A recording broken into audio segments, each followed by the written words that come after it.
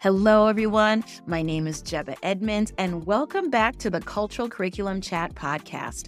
Have you ever felt like creating something that is messy and out of the lines and lots of no structure, and you're using your expression and it brings out conversation for social justice? This book is for you. Caldecott Award-winning book, Radiant Child, the story of young artist Jean Michel Basquiat, written and illustrated by Javaka Steptoe. I can't wait to dive deep into this book with you today on the Cultural Curriculum Chat podcast. Let's get into it.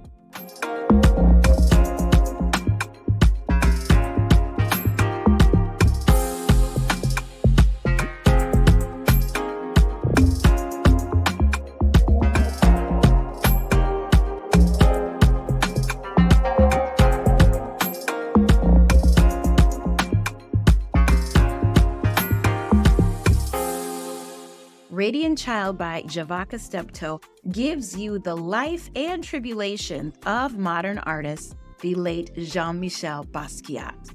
I love the art that Javaka has put into it and the love of the story of Jean Michel Basquiat. I learned a lot of things, that he was born and raised in Brooklyn, and it just shows you the vibrancy and the colors. Now, this book is very vibrant with all the colors that you can see. The artist said that he used pieces, the illustrator said that he was inspired by Jean Michel Basquiat's artwork in the Brooklyn Museum. So going through the book, like I said, it's very vibrant. It looks like he's painted on pieces of plywood and different recycled materials. And it really shows you how Jean Michel got his inspiration in his work. It shows that he would sit at the table and scatter papers around and do his drawings. I really enjoyed how it talked about Jean Michel's parents and how he would sit on the floor with his Puerto Rican mother, Mathilde. She was a sewer and a designer, and she cooked and cleaned and made the house look nice with looking like it came out of magazines. I don't want to quote too much, but they used paper from his father's work papers on the back as his canvas. And so it really showed you the importance of his mother wanting him to be immersed in the cultural of art and bringing him to museums and really exposing Jean Michel to the world outside of those lines. I thought that was really poignant. It talks about his father's influence of jazz music in the home and just his observation of his neighborhood and where he lived. And I love this part in the book that says, and I quote, "Art is the street games of little children, in our style and the words that we speak. It is how the messy patchwork of the city creates new meaning for ordinary things." It really does bring you back to, we can find art in anything. And just to see things that from your day-to-day routine can be enlightened and awakened by looking at art and creating your own art. I just love how this art has no rules. And like I said, it shows you how his parents really did influence him in exposing him to world-renowned artists. And I love how he told his mom, "I'm going to be a famous artist." He manifested that. And thinking about with your students, educators, when we write in the beginning of the school year, what are your hopes and dreams? And asking your students, what do they dream to be next month, next year in adulthood? And let their imagination run just wild. So it does talk more about, I love the words of affirmation and words of endearment, and his mother calling him mi amor. And it really shows how when tragedy struck and Jean Michel was injured in a car accident, his mother brought him an anatomy book. And that was something that he got to see how the parts of the body work. And that also influenced his art in adulthood by looking at these anatomical pictures and tracing on the outside of these pages and learning about, how the body works. He had another tragedy in his life. Jean Michel's mother had to leave the home due to mental illness. And it talked about how he felt even more withdrawn within himself. And as he grew older, he tried to visit his mother as soon as he could, when he could, to really connect with her, and always telling her, when I'm a famous artist. And his biggest motivator when he was a teenager, he would tell his parents, Papa, I'm going to be very famous one day. And he just used that as his drive of getting to that point of being a famous artist, but also getting his muse, which is New York City and the life of the people and the young people. He leaves Brooklyn for the Lower East Side, and it just shows that during the day he worked with paint, stayed with friends. So it just shows our students that although he was a working artist, he still had struggles with his own life. He was homeless, living from one friend's couch to the next, and still having that drive to pursue his dream of becoming a famous artist. One of his nicknames that he would spray paint, and with his art, he called himself, that kind of created the buzz of who is the Samu and why is he doing this art? And it's so edgy. That's marketing 101 of trying to get buzz and recognition. And of course, Samu, he left the street corners with his street art and ended up using his art into galleries and, of course, showing the world his work.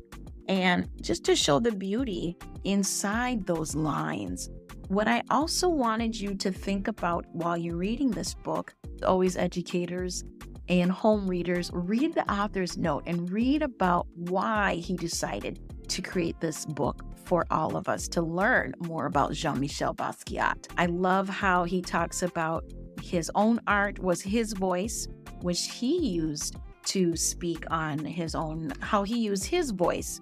I love how the author's note talks more about how Jean Michel really used his voice to speak about social complex issues and talks about politics that are still relevant today. A lot of these pieces you can look online of Jean Michel Basquiat's and just put it up there. Put it up on your board, on your smart board or your Promethean board, educators, and just sit silently. Pretend that you and your students are in an art gallery and have them observe and see what kind of feelings or messages that the artist Jean Michel Basquiat wanted us to learn from it.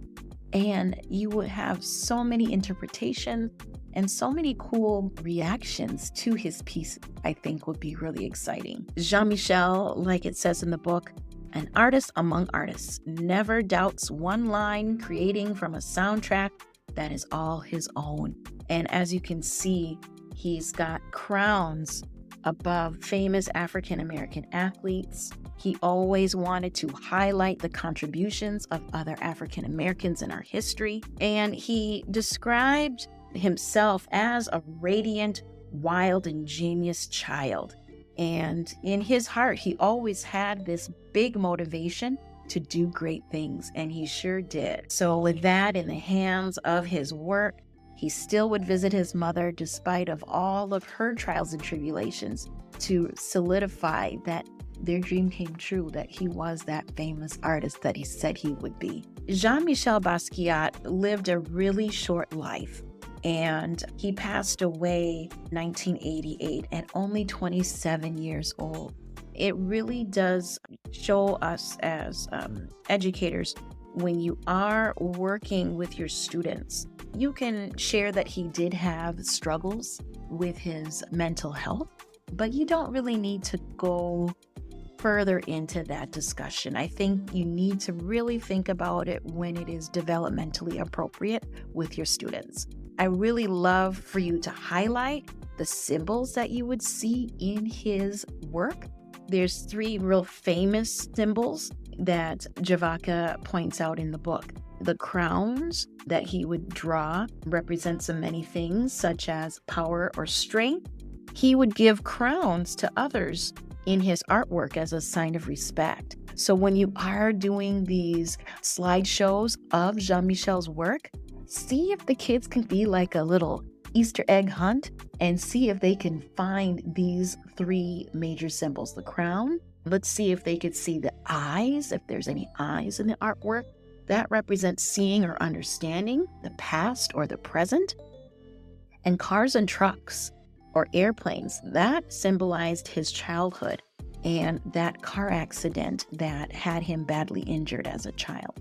And so if you have your students searching for those 3 major symbols, the crown, the eye, and a car or a vehicle of some sort, maybe give them a catch you being good paw print or a little incentive if they find them all. Make it like a fun math challenge of how many crowns can you find? How many eyes can you find in the picture? How many vehicles can you find? You can turn the artwork into something more immersive with your students. I must say this book was a page turner. I really enjoyed Javaka's interpretation of the art, that he shared Jean Michel's story. I really think biographies are very important for all children to read about. A lot of us in school settings have probably not heard of Jean Michel Basquiat, and this is a wonderful introductory to his life and his contribution of social justice, as well as expressing oneself with art. That's not always going to be perfect. A lot of us have this lens that art is supposed to look a certain way, but Jean Michel disrupts that narrative and lets people understand that everyday things and things that happen in your life that are your trials and tribulations can be expressed beautifully in your own way. And if you are looking for an inclusive and transformative multicultural educational channel, don't forget to hit that subscribe button so you get our latest episodes every week. Thank you all again for staying tuned to the Cultural Curriculum Chat podcast. I am so excited that you're here today. And if you're watching me on YouTube, thanks again for visiting me on Mrs. Edmonds Cultural Corner. I will see you all here same time next week. Bye-bye.